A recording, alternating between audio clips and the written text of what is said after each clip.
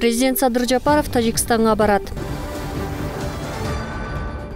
Прокурордун мурдагы жардамчысы Телеграмда баңгизат саткан.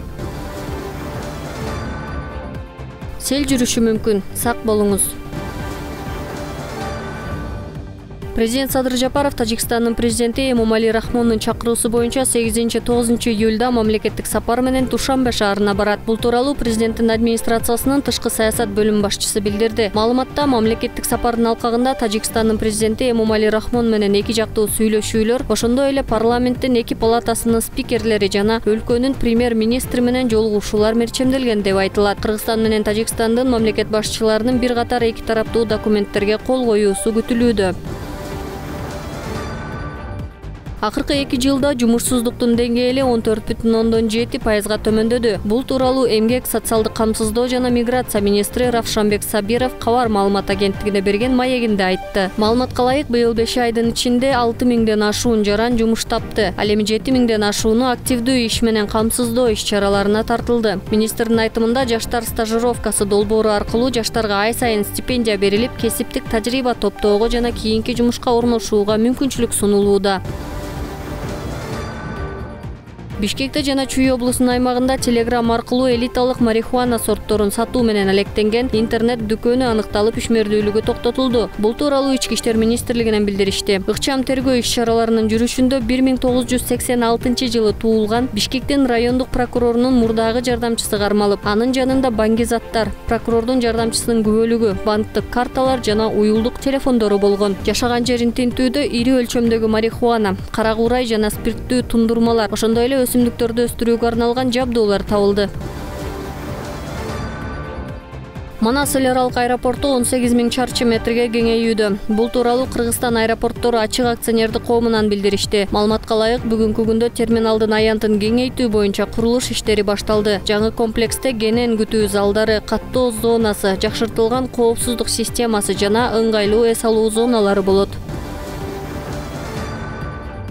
Ысык көлдүн Тосор айылында кыргыз эл акыны жазуучу Омор Султановдун 90 жылдыгына арналган поэзия фестивали болуп өттү. Бул тууралуу жазуучулар союзу кабарлады. Маалыматта белгилегендей, көл жээгиндеги ачык театр сахнасында акындар, манасчылар өнөрлөрүн тартуулашып, Омор Султановдун ырлары окулду. Фестивалдын алкагында уюштурулган Махабат ыры сынагынын жеңүүчүлөрү сыйланды. Кече күнү бүгүн биз кыргыз эл акыны Омор Султанов атабыздын 90 жылдыгына арналган иш-чараны өткөрүп жатабыз. Бул иш-чара Маданият министрлиги жана Кыргыз Республикасынын жазуучулар союзунун менен чогуу өткөрүлүп жатат. Буга чейин ушу кароо сынак жарыяланып, ошол кароо сынактын жыйынтыктары бул жерде чыгарылмакчы. Андан сырткары Омор атабыздын ырлары жаңырып, анын чыгармалары бул жерден элге тартууланмакчы. Бүгүн ушу экинчи күнү болуп жатат.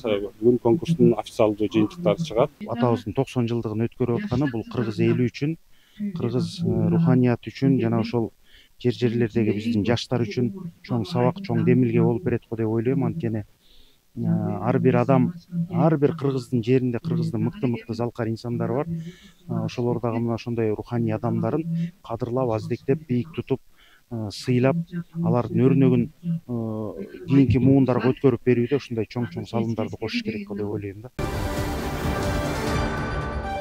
Кыргыз Гидрометтин маалыматына ылайык, 8 июлдан 11 июлга чейин туруксуз аба ырайы жана нөшөрлүү жаан-чачын күтүлүүдө. Ага байланыштуу республиканын тоолуу жана тоо этектериндеги райондорунда сел жүрүшү мүмкүн. Дарыяларда суунун деңгээли көтөрүлүшү күтүлөт. Бул күндөрү тоолуу аймактарда эс алуудан баш тартып, коопсуз жайларда болуңуздар. Кандайдыр бир кырдаалга кабылсаңыз, токтоосуз түрдө 112 кызматына билдириңиз. Чалуу акысыз жана күнү түнү кабыл алынат, дейт маалыматта.